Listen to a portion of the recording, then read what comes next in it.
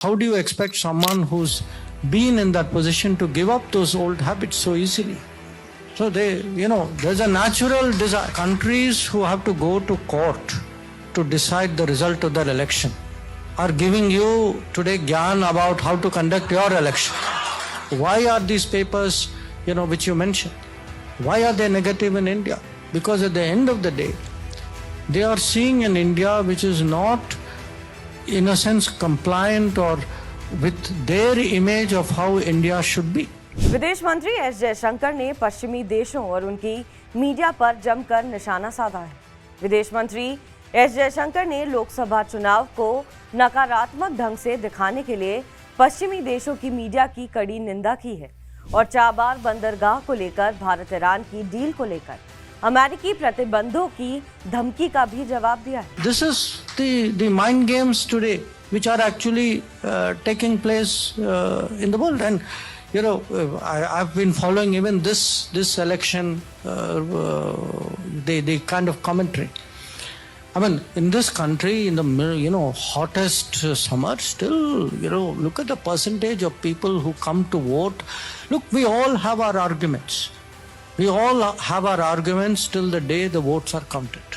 कोलकाता में अपनी किताब वाई भारत मैटर्स के बांग्ला संस्करण के लॉन्च के दौरान जयशंकर ने चुनावी प्रक्रिया पर पश्चिमी देशों के भारत को दिए जा रहे ज्ञान पर नाराजगी जताई है। इसके अलावा चाबार बंदरगाह पर हुए समझौते को लेकर जयशंकर ने कहा है कि लोगों को अपना सकरा नजरिया छोड़ना होगा।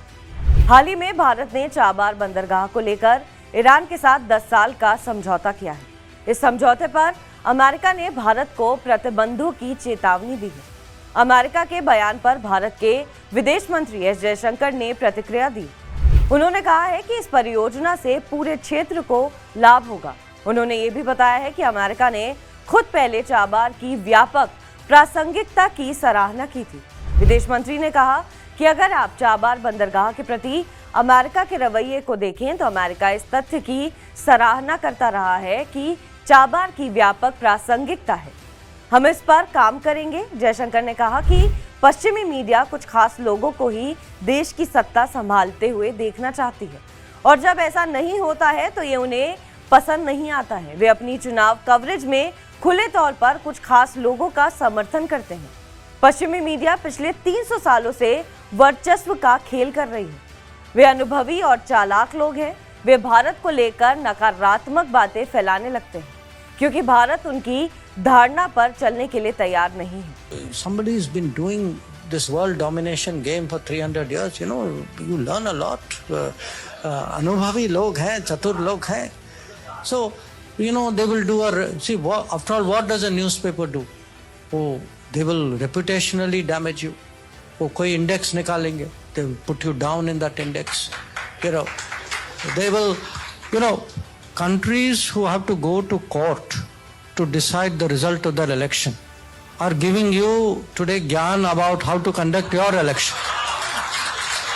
कार्यक्रम के दौरान विदेश मंत्री ने पीओके में महंगाई और बढ़ते बिजली के दामों पर भी बात की है। उन्होंने कहा है कि पीओके में इस वक्त उठापटक चल रही है। वहां रहने वाले लोग आज अपनी स्थिति को जम्मू कश्मीर में रह रहे लोगों से तुलना करते होंगे। वे देखते होंगे कि जम्मू कश्मीर के लोगों का विकास हो रहा है और वहीं उनके साथ बुरा व्यवहार किया जा रहा है, उनके साथ भेदभाव हो रहा है और वो गुलामी में अपना जीवन गुजार रहे हैं।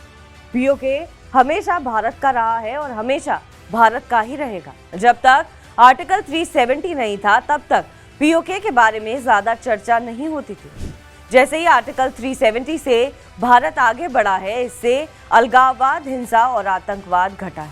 बहरहाल आपको हमारी खबर कैसी लगी कमेंट सेक्शन पर जरूर बताएं। देश और विदेश की तमाम बड़ी खबरों के लिए आप देखते रहिए TV9 डिजिटल।